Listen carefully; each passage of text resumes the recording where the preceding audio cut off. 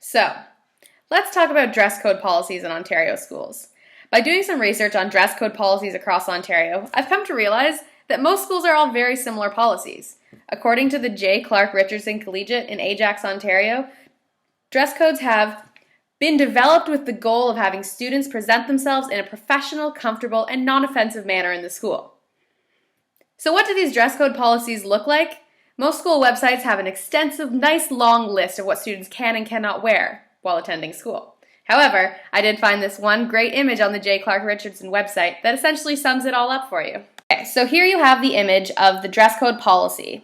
So students must have their head uncovered, their shoulders covered, no cleavage exposed, midriff and back must be covered, and their bottoms must be no shorter than mid-thigh or below riding. To add on to this, their clothing must be free of any inappropriate logos, slogans, phrases, and pictures, and have no exposed undergarments, no see-through materials, no chains, studs, dog collars, or spikes. And all of this dress code policy, it assists in the creation of a positive learning environment, and inappropriate dress distracts and diverts us from our primary purpose, learning. So what happens if a student shows off their shoulder or upper thighs while at school? Well, the consequences can be quite harsh if the student repeatedly defies the dress code. Another direct quote from the J. Clark Richardson website: if students regularly do not follow the dress code, further consequences will follow, which can include detentions and suspensions. And if a student wishes to wear a garment that goes against the dress code policy, such as a religious piece, they must actually schedule a meeting with the vice principal of the school in order to receive approval before they can wear it. So, should Ontario schools have a dress code? Well, students are being suspended for the clothes they wear. They're losing education simply because of what they're wearing, and they might distract another student. Isn't it what's on the inside that counts? In high schools, teenagers are in a time of experimentation. They're trying to figure out who they are and what they like, but with a dress code, they have to stay in this very specific box of what they can wear.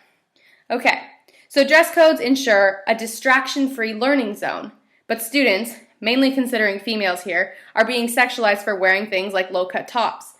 But shouldn't we address the more important question at hand here? Why are they being sexualized in the first place?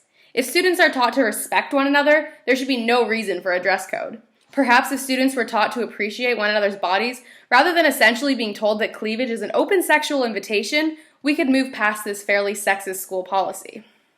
I've faced personally many run-ins with the school dress code policies throughout my life, and they have made me quite uncomfortable. I remember when I was in grade 6, my friend and I wore the exact same top to a phys ed class, and only I was forced to go inside and change based off my body type. Being in that my only phys ed shirt, I was therefore not able to participate in the class and had to sit on the sidelines of what was likely a great game of baseball. It made me feel beyond excluded and very much singled out. Although I do believe that school dress codes serve some sort of purpose, I do think they need to be reconsidered. Students already stress enough about peer acceptance, they shouldn't also have to worry about whether their wardrobe choice might get them suspended.